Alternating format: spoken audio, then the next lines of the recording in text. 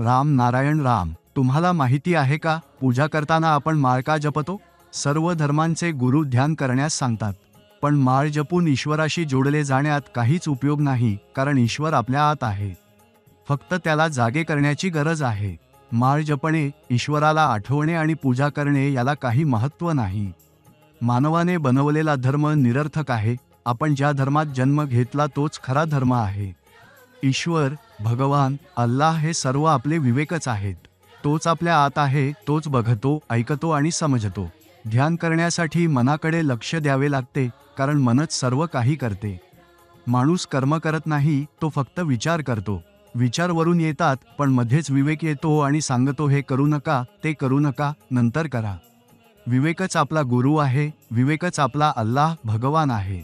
म्हणून राम नारायण राम याचे स्मरण करा. विवेकाचे विचार हेच सर्वात मोठे विचार असतात. ध्यान करण्याचा हेतू स्वतःला जागृत करणे, स्वतःवर प्रेम करणे आणि शरीर निरोगी ठेवणे आहे. भगवानाचे स्मरण करण्यासाठी कोणत्याही वेळेची वाट पाहू नये. आपण कधीही करू शकतो. हवा, पाणी, पृथ्वी हे सर्व आपल्या खाली आणि वर दोन्हीकडे आहे. ते आपले सेवक आहेत, मग आपण का नाही त्यांचे सेवक बनू शकत?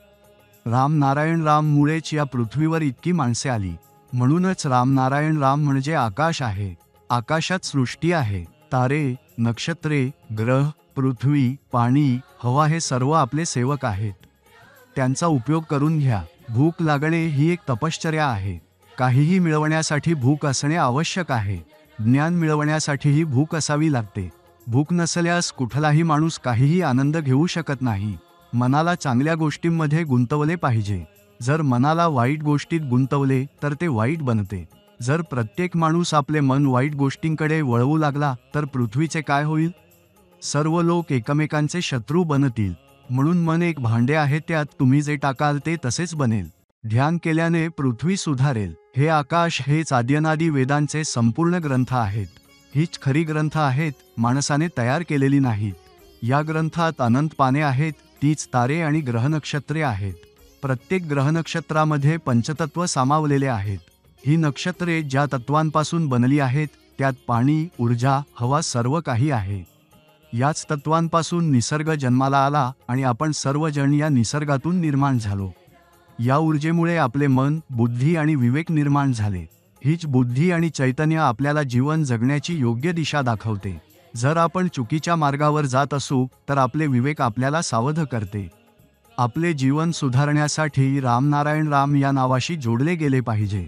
हेच बीजमंत्र आहे, जे तुमच्या जीवनात सकारात्मक परिवर्तन आणेल. आजपर्यंत लाखो लोकांनी हे नाव जपून आपले जीवन सुधारले आहे.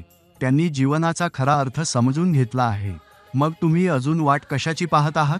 जेव्हा वेळ मिळेल तेव्हा राम नारायण रामचा जप करा. हळूहळू हे नाव तुमच्या श्वासाशी एकरूप होईल आणि तुमच्या अस्तित्वात भिनेल.